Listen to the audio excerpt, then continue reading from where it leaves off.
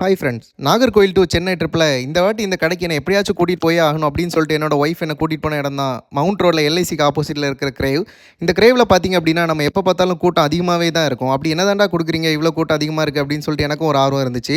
But இந்த லைனில் நின்று வாங்கணும் அப்படிங்கிற காரணத்துக்காகவே நான் இது வரைக்கும் ரிஜெக்ட் பண்ணிட்டே இருந்தேன். இன்றைக்கி எப்படியாச்சும் வாங்கி சாப்பிட்றோம் அப்படின்னு சொல்லிட்டு நானும் லைனில் நிற்க ஆரம்பிச்சிட்டேன். ஒரு 15 மினிட்ஸ் லைனில் நின்று மெதுவாக லைன் மூவ் ஆகிட்டே இருந்துச்சு. மூவ் ஆகிற டைம்லேயே மெனு கார்டையும் எடுத்து மெனு பார்க்க ஆரம்பிச்சிட்டோம்.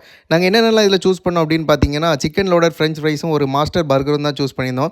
உள்ளே பார்த்தீங்கன்னா ரொம்ப பிஸியாகவே நின்று எல்லாரும் ஒர்க் பண்ணிட்டு இருந்தாங்க. ரொம்பவே பரபரப்பான ஏரியா மாதிரியே இருந்துச்சு. ஸோ பில் போட்டுட்டு வெயிட் பண்ணுற நேரத்தில் பக்கத்தில் இருக்க ஷாப்பில் போயிட்டு ஒரு வாட்டர்மெலன் ஜூஸை குடிச்சிட்டு வெயிட் பண்ணிட்டு இருந்தோம். ஒரு 10 மினிட்ஸ் வெயிட் பண்ணதுக்கப்புறமா மைக்கில் அனௌன்ஸ் பண்ண ஆரம்பிச்சிட்டாங்க, நம்ம நேம் சொல்லி வந்து ஆர்டரை பிக் பண்ணிக்கோங்க அப்படின்னு சொல்லிட்டு. ஸோ ஆர்டர் கையில் வாங்கிட்டு வந்து பார்த்தோம் அப்படின்னா நீங்கள் ஹைப் கொடுத்தது தப்பே இல்லை அப்படிங்கிற மாதிரி தான் எனக்கு தோணுச்சு. அந்த சிக்கனோட ஃப்ரெஞ்ச் ஃப்ரைஸ் பார்த்தீங்க அப்படின்னா குவான்டிட்டி வைஸ்லையும் சரி டேஸ்ட் வைஸ்லையும் சரி ரொம்பவே நல்லா இருந்துச்சு. அப்புறம் அந்த பர்கர் பார்த்தீங்கன்னா அதுவும் டேஸ்ட் வைஸில் நல்லாவே இருந்துச்சு. பட் எனக்கு பர்கரை கம்பேர் பண்ணுற விட எனக்கு ஃப்ரெஞ்ச் ஃப்ரைஸே ரொம்பவே பிடிச்சிருந்துச்சு. பட் என்னோட ஒரு அட்வைஸ் என்ன அப்படின்னா, இது ரெண்டுமே பார்த்தீங்கன்னா நீங்கள் சூடாக இருக்கிறப்பவே சாப்பிட்ருங்க. வீட்டுக்கு எடுத்துகிட்டு வந்து சாப்பிடணும்னு நினச்சிங்க அப்படின்னா அந்த கிரன்ச்சினஸ் அதில் இல்லவே இல்லை. ஸோ அங்கே இருந்தே சாப்பிட்றது பெட்டராக இருக்கும்.